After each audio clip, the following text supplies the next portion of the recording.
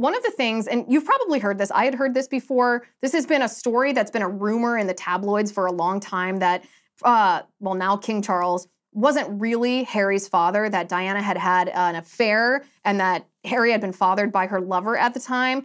And Harry says in his book that this wasn't just a tabloid rumor, that this was a joke that then Prince Charles made in front of Harry all the time, which is extremely damaging. This is what E! News writes.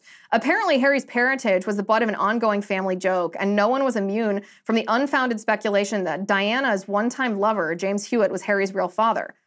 Paul liked telling stories, Harry wrote, and this was one of the best in his repertoire. Who knows if I'm really the Prince of Wales? Who knows if I'm even your real father? Maybe your real father is in Broadmoor, darling boy. He'd laugh and laugh, Harry writes, though it was a remarkably unfunny joke given the rumor circulating just then that my actual father was one of Mummy's former lovers, Major James Hewitt. One cause of this rumor was Major Hewitt's flaming ginger hair, but another cause was sadism.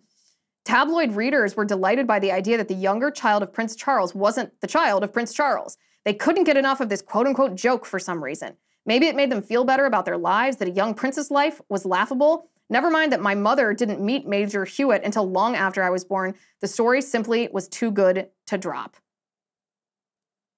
That's really messed up. That's, again, a lot of these stories do evoke a compassionate feeling for Prince Harry. But what is the defining underlying thesis here? This is sexual impropriety by Diana because of a broken family, because of sexual impropriety by now King Charles. None of this would have happened had they not broken their family up. None of it would have happened. So Harry didn't process his grief, he said. He said he couldn't talk about it with his brother. He said he didn't even believe that his mother died at first. He said for years he thought she had just disappeared and would call for him at any time, that she had maybe pulled off a disappearing act because she didn't want media scrutiny. He said he didn't believe it even when her casket was lowered into the ground, although that's the one time he cried. But because he wasn't given a proper channel for his grief, he didn't have the proper support systems, it led him to drugs. This is what E! News writes. Tabloid characterizations of Harry as a big partier weren't exactly incorrect, he admits in Spare. Though he found a Harry's drugs shame headline in a story using a photo of him visiting a rehab center as part of a public service implying he was going to rehab, pretty rich, Harry writes that he chalked it all up to royal spin at work, that his father's office agreed to let the papers run with the drug reports to make the scandal-tarred Charles look like a concerned parent. No more the unfaithful husband, Paul would now be presented to the world as the harried single dad coping with a drug-addled child.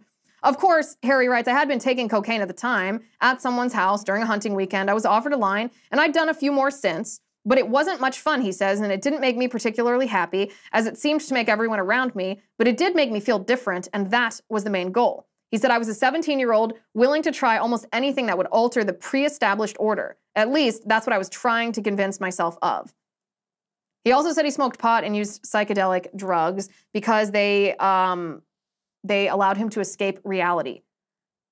I'm going to say this 100 times and you guys are going to get so tired of it. And I don't mean to sound preachy. It's just, this gossip is gossip. Sure. It's juicy family drama. Sure.